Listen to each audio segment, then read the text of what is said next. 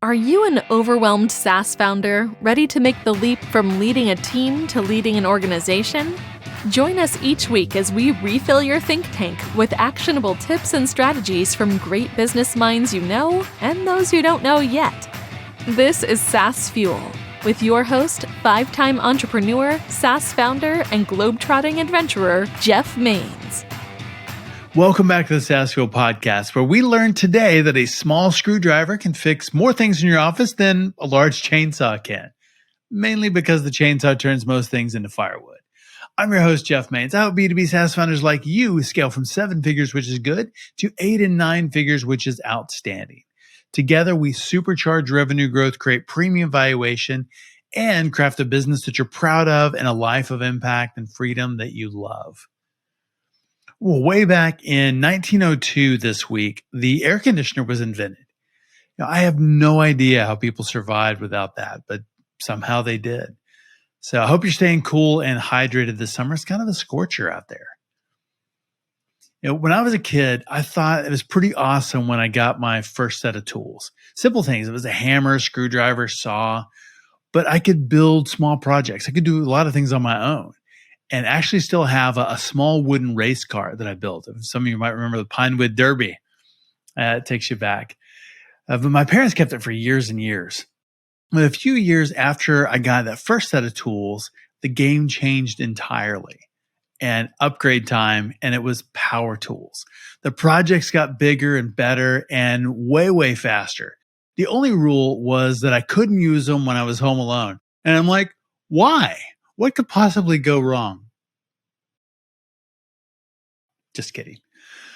I was not necessarily a master craftsman, but tools made me 20 times better almost instantly, and certainly a lot faster.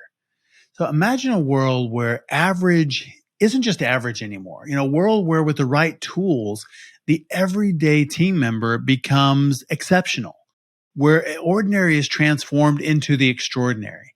And that's the power of technology in the modern workplace. Hand tools to power tools. And some of those today, AI, low code, no code, bots, analytics, communication tools, remote technology reporting, dashboards, metrics, gamification. I mean, there's so many things that are available today that weren't even just a few years ago. And when we equip our teams with the right tools, the transformation is remarkable. We're not just boosting productivity. They can really reshape the entire work culture, creates excitement, energy, and progress. Workplaces become less about clocking hours and doing the thing, and more about fostering creativity and innovation. The quality of work doesn't just improve. I mean, it skyrockets because the focus shifts from just getting the job done to making a difference and finding creative ways to do that. Kind of like when I got those power tools, it's like bigger, better, faster, and testing the limits of what was possible. The ripples of this empowerment don't just stop at productivity and quality. I mean, those are pretty cool, but the financial benefits are certainly there too. I mean, simple economics really. I mean, it's improved efficiency, means more work done in less time, which translates to cost savings. Higher quality work means happier customers, which leads to increased revenue. And the big word we use for it is leverage or scale. And it's both of those. Most remarkable benefit of empowering those employees and team members is the impact on the workforce itself. Because when your team members are empowered, they feel valued, they feel invested in, they feel heard. They get to express themselves, they get to do things that they find really interesting.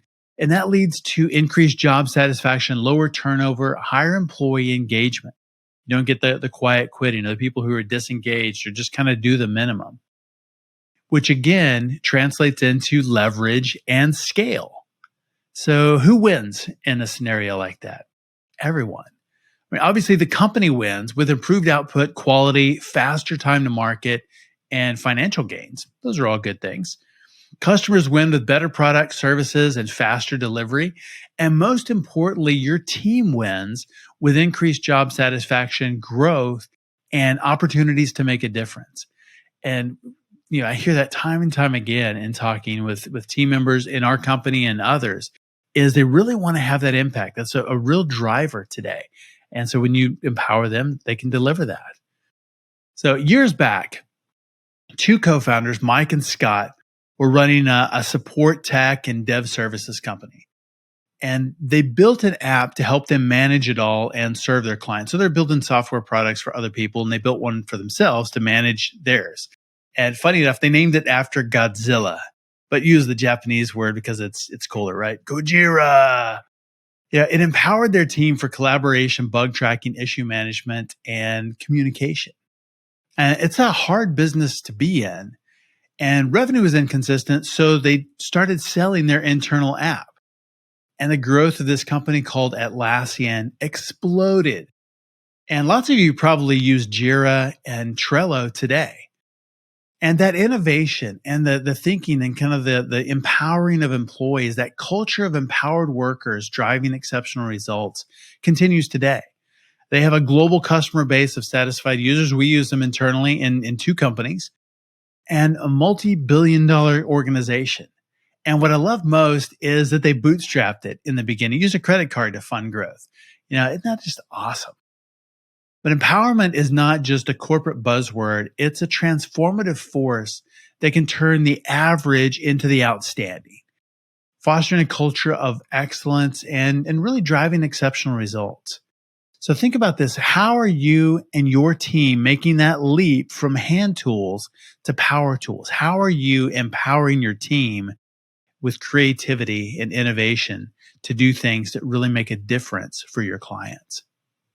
Well, if you wonder how other leaders are using power tools, connect with today's sponsor, Champion Leadership Group. It's the ultimate resource for SaaS founders and C-suite executives to continue to develop themselves, scale their companies, and never walk alone. Unlock untapped revenue by leveraging time-tested SaaS growth principles, toolkits, playbooks, and frameworks designed to help you scale ARR from 7 to 8 to 9 figures. Collaborate with an elite network of SaaS visionaries, celebrate wins, and overcome defeats together. Prioritize strategic decisions and create profitable growth, premium valuation, and freedom. Learn more at championleadership.com. Well, last week on our SaaS Fuel Expert series, we talked with Carlos Antequera, who's the CEO and co-founder at Novel Capital. It's a fintech that is changing the way startup founders grow and fund their business. He's a former exited founder himself, an angel investor today. Great insights into funding your business creatively and keeping your equity. So important to hold on to that equity for as long as possible, maybe even all the way to exit. Our SaaS founder on Tuesday was Kazuki Ada, CEO at Treasure Data, leading customer service data platform. He was the founding chief technology officer. Amazing story of growth and overcoming and making that shift from leading technical teams and that strategy to really leading the strategy of a business and the entire company. He is, full of wisdom, helps us mine treasure out of our data, and the lessons and wisdom he shared were absolute gold. So incredibly talented and amazingly humble. If you missed either one of those episodes, go back and give them a listen for sure. Really good stuff there. My guest this week is Mike Ryan, the founder and CEO of SpiceX, premier low-code platform for businesses of all size. Not just the big guys, not just the little guys. They really have something for you and your company. Just like those power tools, it empowers tech and non-tech team to build custom solutions without the need for extensive coding knowledge. I can build stuff with SpiceX. Mike excels in reverse engineering his client's vision, and I think that's a real talent to get it from their head to reality. And that is significant talent. He builds future-proof workflows and automation that create a massive ROI and helps prepare clients for whatever the future brings. Welcome the guy with a software power tools workshop, Mike Ryan. Hey, Mike, welcome to SaaS Fuel. Hey, Jeff. Thanks for having me. I really appreciate this opportunity. Well, I love the space of low-code, no-code applications. How did you come up with the idea of SpiceX, and what has that evolution been like?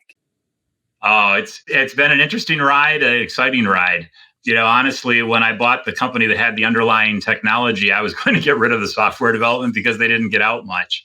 I had adopted a legacy cloud platform back in its infancy, back in the infancy of the cloud back in 2000. one that shall remain nameless. Yes.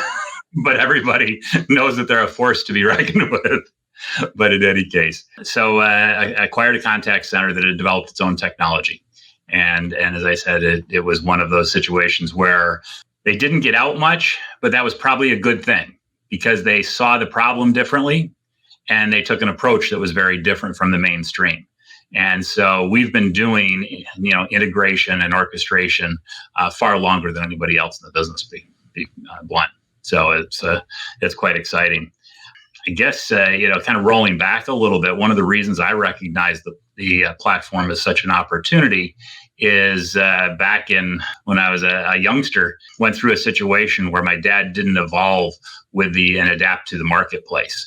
And so I've always had a keen awareness of the importance of adapting and looking forward. Where are things going, and what's the future look like? What's the future hold? So that's why when I started to see the approach that the team had taken and how it was so very different from its architecture, I call it back ends forward design, meaning they built the integration layer first, then the orchestration layer, then the presentment. So many platforms are built from, I call it, an eyeballs in perspective, right? Where what you want to see, and then 3 iterations, all of a sudden you have a mess that's very difficult to connect with and do things with, and lack flexibility.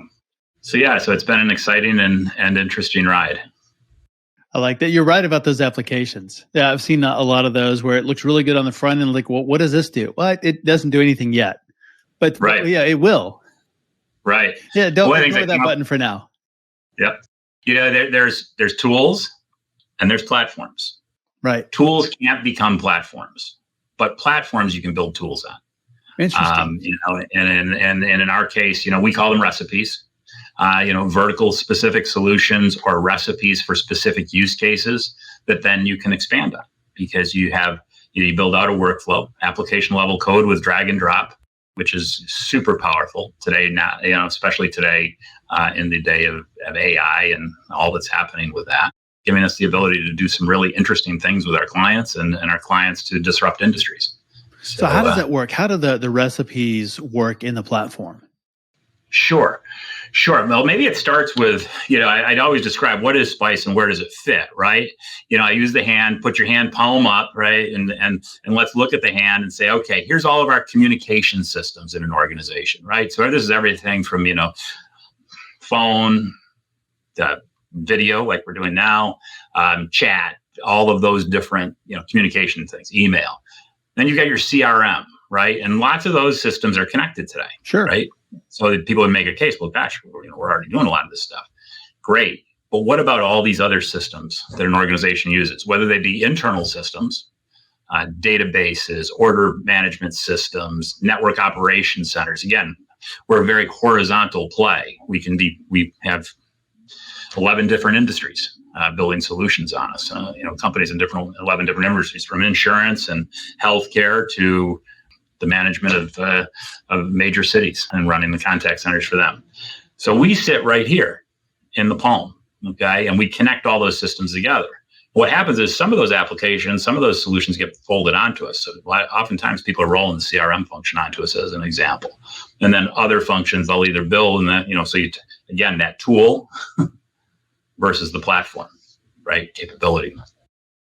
So, from there, on top of our integration layer, right, where we sit amongst these systems, is this visual process development layer, where we can drag and drop and create application level code.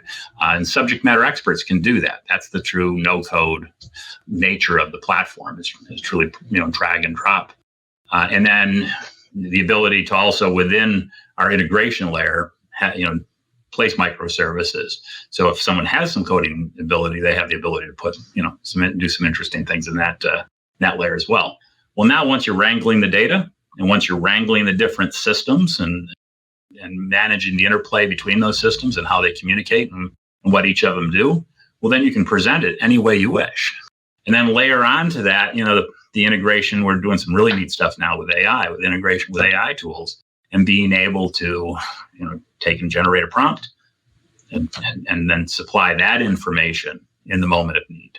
So some really interesting things going on at the moment. So is your background technical? Did you come from the technical side of the house? Yeah, I can't say that it's completely technical. No, I'm not a coder. Okay, so my background is not the youngest person in the world. Was a real hands-on upbringing in upstate New York. Combination. My dad had a farm, but he also had a car dealership. He was Chrysler Plymouth Dodge dealer. Yeah, and he was a Chrysler Plymouth Dodge dealer when it was great to be a Chrysler Plymouth Dodge dealer. Then through the phase of when it wasn't so great, before its resurgence, and frankly, he did end up closing the business during the downturn, and that's where I referenced him not staying up with the market. He stayed with, the brand that was, the tried and true, instead of looking at the new foreign cars that were coming into the market. Right. And all that. He had the opportunity to have those dealerships and just didn't take that opportunity. And that created a heightened awareness for me. I was the only one in my family who didn't go into the car business. So I was the youngest of the family. So when I went off to college, I went into engineering school, Clarkson University, and I took a special program they had developed. And it's now called Interdisciplinary Program in Engineering and Management. So it's half engineering, half management. It's really the entrepreneurship program that Clarkson has, if you will.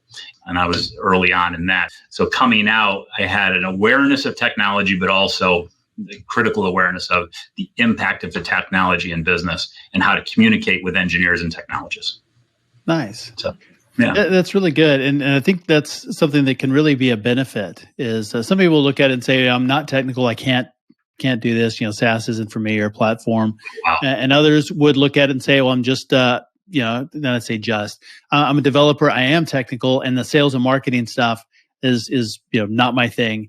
But it is really kind of that blend and accepting both of those, and it's the interplay between those two worlds that is where so much business. You're 100% correct in that. I believe. I just think that is so true. That that's what is happening in today. Is you think back and years ago, Moore's law said technology doubled every 2 years.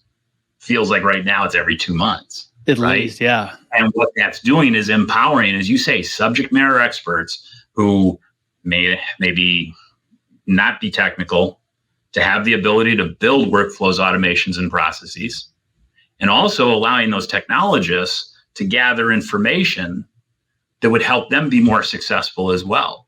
You jump onto AI and ask the right prompts, and you can get some pretty interesting business advice. Yes. You can jump on and there's so many cool tools out there. I will say, I think you need to be careful amongst the tools, because I have a background in information security, and I think you want to understand who the underlying company is or organization that's promoted this new interface to what may be right.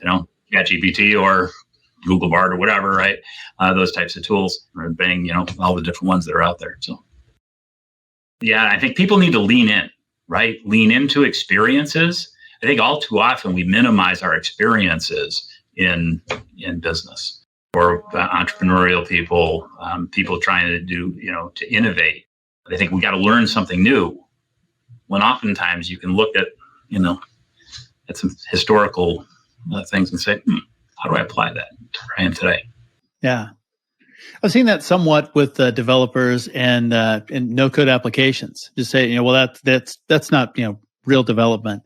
But hold on a second. It used to be that you wrote every single line of code, and then we had these things called frameworks and libraries. And so you start calling functions.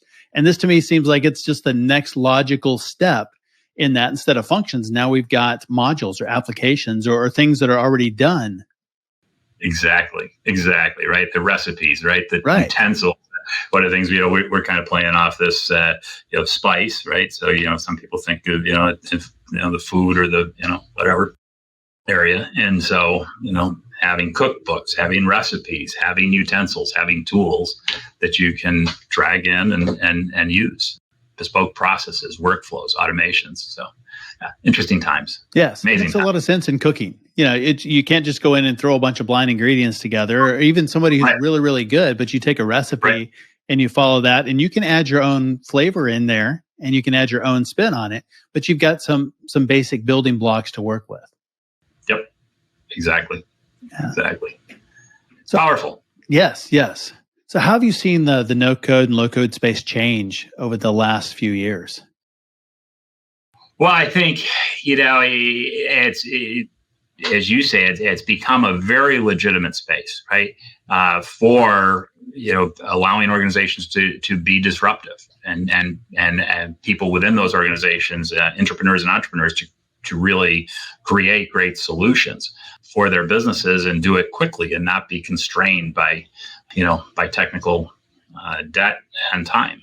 So I think those are a couple things that are impacting our space right now. I know with us, we just recently updated our UI, and the power that's provided is just taking us light years ahead. We had the most powerful workflow engine and an integration platform, but that third layer was a little bit of a laggard. And now we've got a new UI and a new capability where we can replicate the look and feel of an existing application in minutes. And so, so now you have the same application, same look, and just the data, same look and feel for the current user, but all that power underneath able to be levered by the organization quickly. That's amazing. You talk about AI and the tools in there. What are your recommended AI tools, or what do you see as really emerging in the marketplace? Wow. I am, it's interesting. I'm going to consider myself still a dabbler. I want to be careful before I recommend too many tools at this moment, because, I do think that there is a lot happening. I will say I used a video tool just in the last few days to take and edit content. Take and take a video of actually, it was actually great. It was a whiteboard session our CTO did, and uploaded it into the platform. And within moments, I had content with captions and chapters, and blew my mind. And I'm in technology. It's like, whoa! I'm like, get the phone, let's go. Yeah, that's amazing. let's burn some content. So I think there's going to be a lot of things around content management, a lot around sales, personalization, hyper personalization. Those tools are going to be very interesting. I think from a business management, business leadership perspective, being able to bounce ideas off the tools, and that's certainly powerful. Just recently spent some more time on Google's Bard, which right now is only available to in personal uses.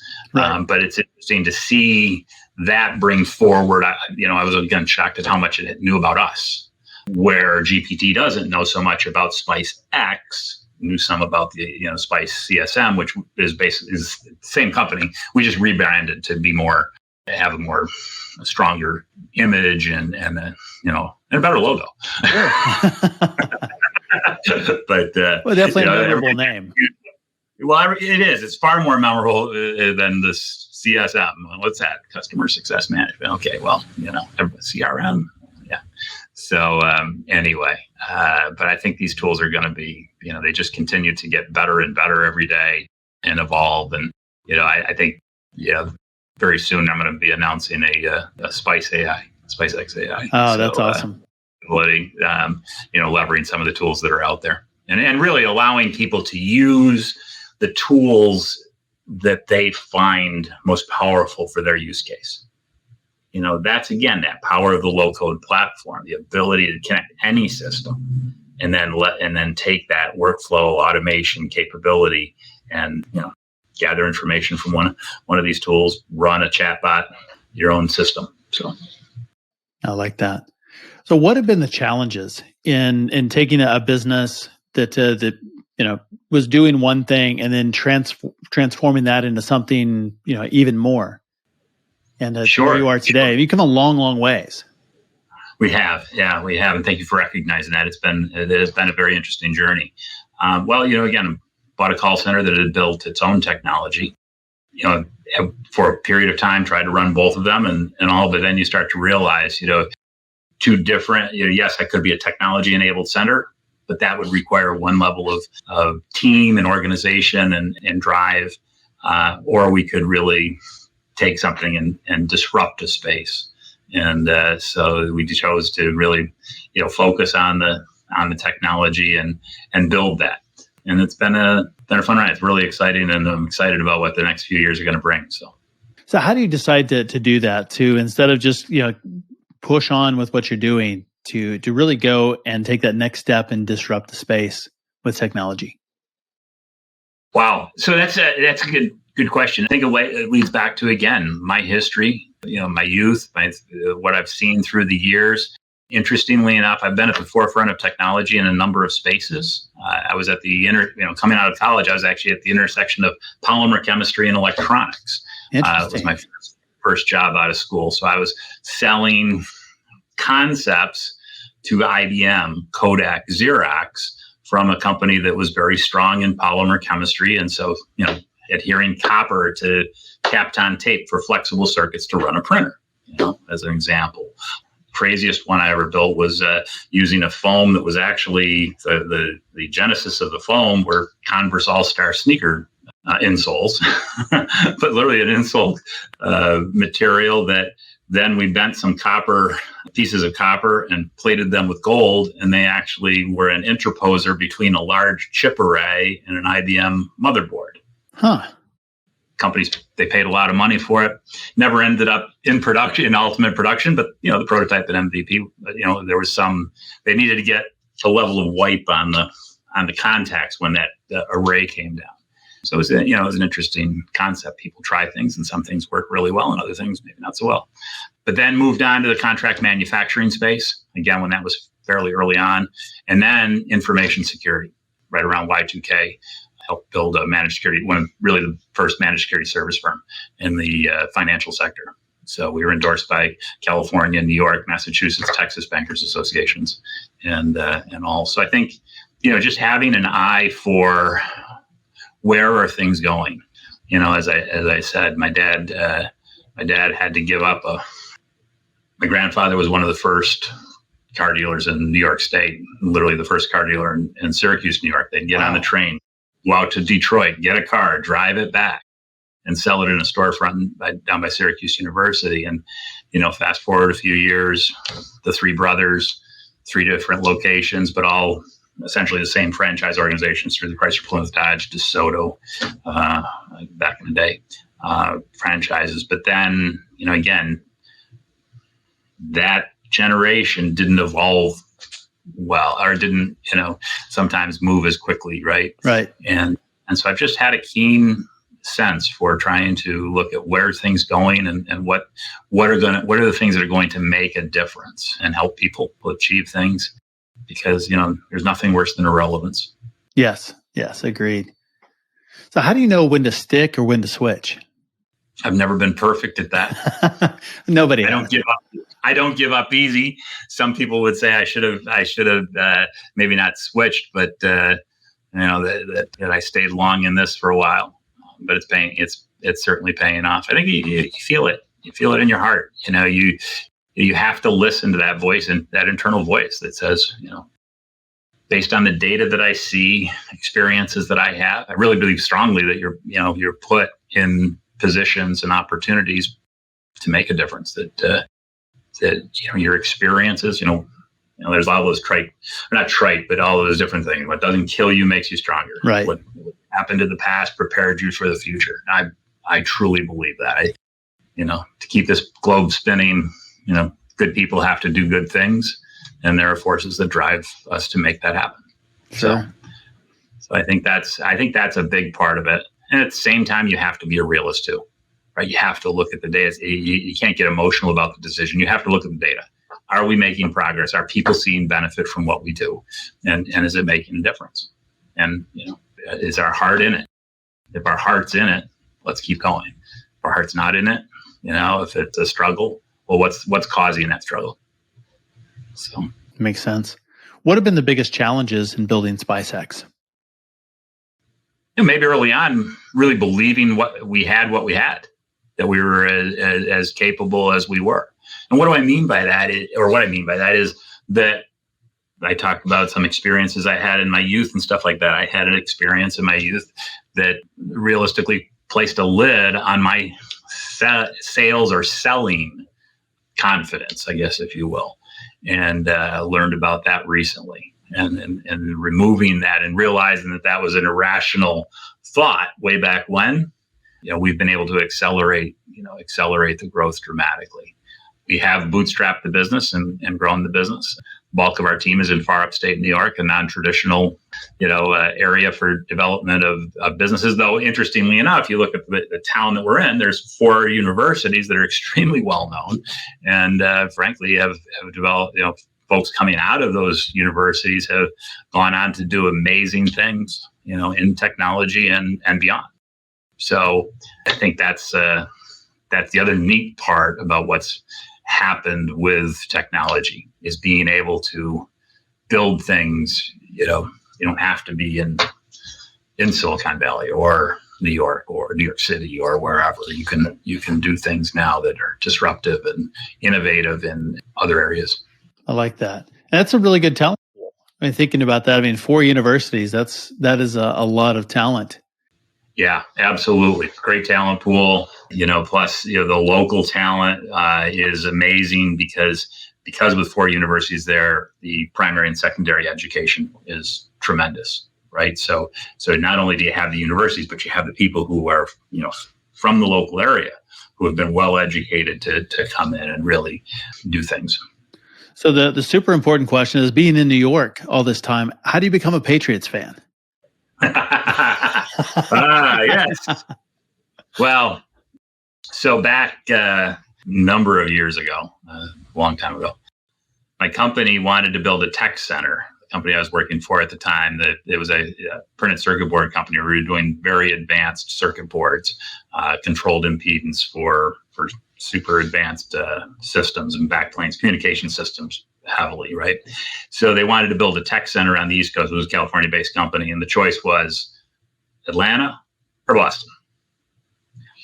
Being from the Northeast, et cetera, really loved, Boston and all that. Convenient to parents who were getting up there in years. Again, I was the youngest by far. So that was pretty neat too. And just, again, a great tech community and so many things going around the area and universities to access. Sure. And it was really the area where, communications was really exploding. You think about I-495, I-128, and all that was being built around there. Right. So, buddy of mine across the street invited me into a Pats game. And interestingly enough, the next year, former coach of Syracuse University, I grew up in Rome, New York, an hour from Syracuse. Don McPherson came to be head coach for just a couple of years. And so I ended up buying a couple Patriot seats. And then, of course, Tuna shows up, got a few more seats. Yep. Next thing you know, I'm at the Snow Bowl, and then on to the Super Bowl, Brady's first Super Bowl, and then Brady's second Super Bowl, and the Patriots' second Super Bowl. And after 10 Super Bowls, you kind of tired of the whole thing? I don't know. No, you never get tired of that. Right, exactly.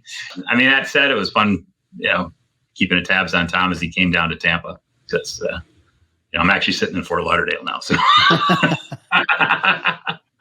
that's great. Yeah. It's a good place to be for sure. It is. A lot of energy down here. A lot of really neat things going on in South Florida right now. Pretty good tech space down there as well. Yes, a lot of activity. Very exciting. Very exciting. A lot of innovation, a lot of thought. A lot of people think, oh, it's crypto and it's this, that, and the other thing. But there's Web3. There's just a lot of energy. It's exciting. Yeah. We hope to be a major part of that, or plan to be a major part of that. So in looking at SpiceX and thinking about, different industries to go after specific to no code, low code, how do you know when you have product market fit? Or how did you know in this case? Yeah, it's interesting. We had a few people, interesting early customers who, wanted to build contact centers that were boutique in nature. And so they were looking for something to connect the phone system to the workflows that they needed to present to to a person. So, the part-time agent, the organization that was going to handle just, a few different customers, all of the same ilk and issue. And so, they came out looking for platforms like us. We ended up solving problems for them. Next thing you know, they got hundreds of seats on us, and they've really started to disrupt their space in their industry. So, and now what we're doing is, we're very horizontal, as I said earlier, but we're working with and looking for, subject matter experts that want to disrupt a vertical, and we'll put a plan together to go after that avatar, that solution, that space, and then expand through that. So, lever all we know and all the deep experience we have with all the processes, workflows, and capabilities we've built to then expand. So, how do you decide to go horizontal versus vertical? I mean, I've seen companies succeed both ways. That's one of the things that a lot of people faulted me on. Sure. For years, and in one sense, if it was all about just plain straight wealth, we should have gone vertical. We should have just done a vertical specific and all. But the approach was I just felt like the approach was so novel and so powerful that if we went and just did it in this vertical, that we wouldn't serve the ultimate, make as big an impact as we could. And so, being patient, taking a few more knocks and lumps, it's paying off now. That makes sense. I'm not sure that answered your question, but I think you get where I'm going with that, right? Yes. Well, I think it's an interesting decision because a lot of people would say you have to go vertical, but I don't think that's necessarily a have to, because we've seen companies succeed both ways. But a lot of times you have to take money. We didn't take a lot of money. Yes, that's true. Bootstrapping and building it ourselves. And now, we'll take money as we grow, because that will be our next phase will be to grow, accelerate growth. And we'll do that on our own terms. That's our goal. I think that's a real differentiator in that I love bootstrap companies for one, because you're really in control of your destiny, but then it gives you options later. Instead of giving away a bunch of equity early, now you're really more in the driver's seat when you're ready to go raise. Raising is not a bad thing, but I think doing it on your terms is a much better way to do it instead of, begging and giving up so much of your company early. Right. And having the challenges of, different visions, different goals and outcomes. Yeah. Prior lives, I've lived through those cycles. I have too. Yeah. So, sometimes it's good. Sometimes it's extremely painful. Right. Exactly. Right. So, yeah. But options, I think, are really important. But enjoy the journey. Either way. That's right. Enjoy the journey. I mean, embrace it. Again, wake up every day. I just think that you got to wake up every day and embrace the journey. If there's a challenge in front of you, again, look at it as I'm going to learn from it, and not that it's going to kill me, but in some way it's going to make me stronger. I look back at a few situations over the years, and man, going through them, you can look at it and go, why me, and all that, but you got to shake that off, because then you realize right here, some experience says, wow, the reason I went through that then is so I can perform better now, or not make that mistake now, at a time when I'm doing some more important stuff. Yeah, making those mistakes when the stakes are low instead of when they're high. Yep, exactly. So if I gave you $1 million today and you had to use it in marketing or sales, which one would you choose? Oh, marketing. Why is that? Well, because the more you market, the more sales you get. Right now, that to your point, you got product market fit. They got to follow guy Grant Cardone. They got to know you to flow you, right? So I would bend it straight on in marketing to drive marketing, then sales qualified leads, and then follow up. And the other part of that is we're getting to frictionless now. So again, with a platform play, a lot of times there's the scoping and all of those types of things. But now with the recipes on the platform, the training tools, the things we're doing, we're going to be able to market frictionless and such. So that's why I would lean toward marketing. You were surprised at that? No, actually, I think marketing is in today's marketplace. I think marketing is more important than sales a lot of times, because if you don't have marketing, sales is a really, really hard job to do. But when you have the marketing out there, I think so much is, even in the B2B market, it is still client driven. So it's not, they know they need a solution. They're looking for that. You're not going to call them up out of the blue and convince them they need something they've never heard of before. Exactly. I mean, the decision's 70% made by the time they're talking to a salesperson. Right. With the ability to research. And I got to tell you, I think with AI, that's going to happen even faster. Because again, you write the right prompts, and especially with as the AI tools start to get more capable with, not just the trained information, but, being able to cultivate and bring in current information, right? I've already asked, what are my competitors, all that type of stuff. It's interesting. I get different answers from different tools, but that's good too. It is really understanding, what is somebody finding when they're researching. I think it's a real important thing to know and really kind of think about that. Yep. And then ask that system, how do I train you to correct errors in your ways? Right? So anyway. That's interesting. So how do you think AI is going to continue to change and evolve in technology? Yeah, that's a great question. The timeliness of this question and this today is pretty interesting. The godfather of AI just leaves Google. I don't know if you saw that in the last couple of days, right? And with ostensibly because of huge concerns and such. But obviously, there are potentially concerns.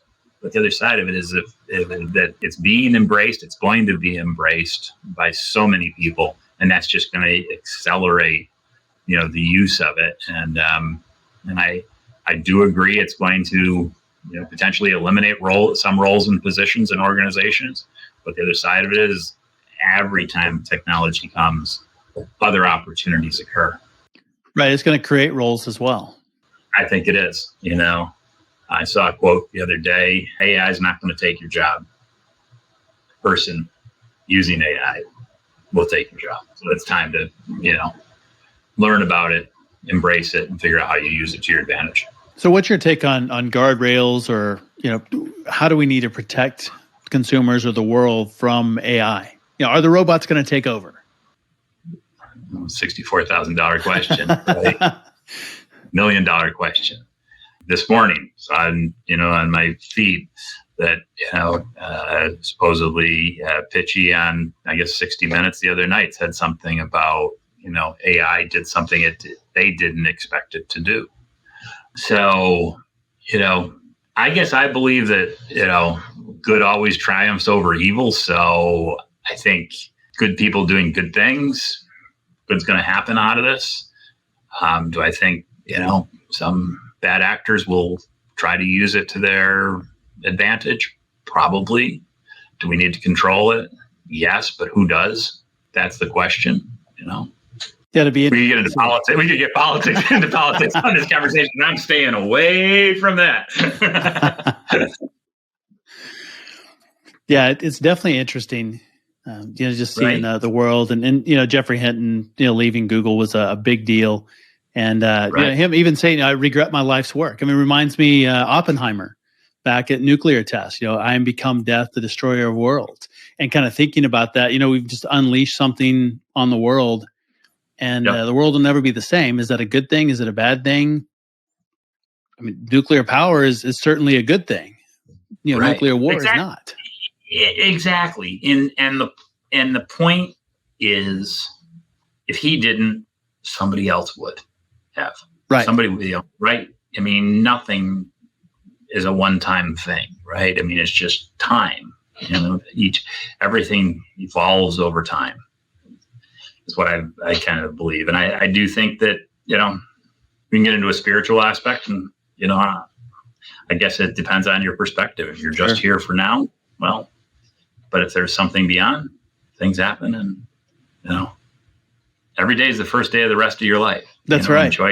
Enjoy today, and make the most of it. That's really, really what I believe. So, I like that. So, Mike, where can people learn more about you and about SpiceX online? Sure. Well, obviously, they can go to our website, www.spicex.com. But they can also, if they're interested in AI readiness, we've developed a little quiz and it's spicex.com/AI quiz.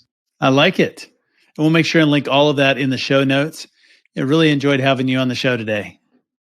Thank you. I really enjoyed this, and I want to keep touching as we go forward. So definitely. Yeah. Thanks, Jeff. Thanks again, Mike, for coming on the show and sharing your journey insights and power tips. You can learn more about Mike at SpiceX.com. That's Spice, letter X.com. As always, all links, highlights, resources, full show notes are available at SaaSfuel.com. And be sure to check out our new YouTube channel as well. Full episodes, shorts, outtakes, funny stuff, and SaaS growth tips as well.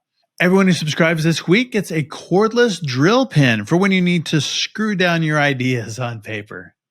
Well, join us next time on our SaaS Fuel Expert series for John Gumas, author of Marketing Smart and the book Challenge Your Brand Marketing. He lays out the latest strategies for taking on the giants as a challenger brand. What does that mean to be a challenger brand? How do you do it? And most importantly, how to win. It's a really, really good book too. Challenger Brand Marketing. And then next Tuesday, our founder is Marina Burshkina, CEO and co-founder of Growth Channel. They're rocking the digital advertising space, doing amazing things to put you right in front of your ideal prospects. So they say, like, I see you everywhere. It's an amazing tool, and she is an incredible founder. You're going to love hearing from her. So I will see you next time. Stay cool, and as always, enjoy the journey. Thanks for listening to SaaS Fuel. Full show notes for each episode, which includes a summary, key takeaways, quotes, and any resources mentioned, are available at SaaSfuel.com. Be sure to follow and subscribe wherever you listen to podcasts. And if you're enjoying the content and getting value from these episodes, please leave us a rating and review at ratethispodcast.com/SaaSfuel. We'll be sure to read these out on future episodes.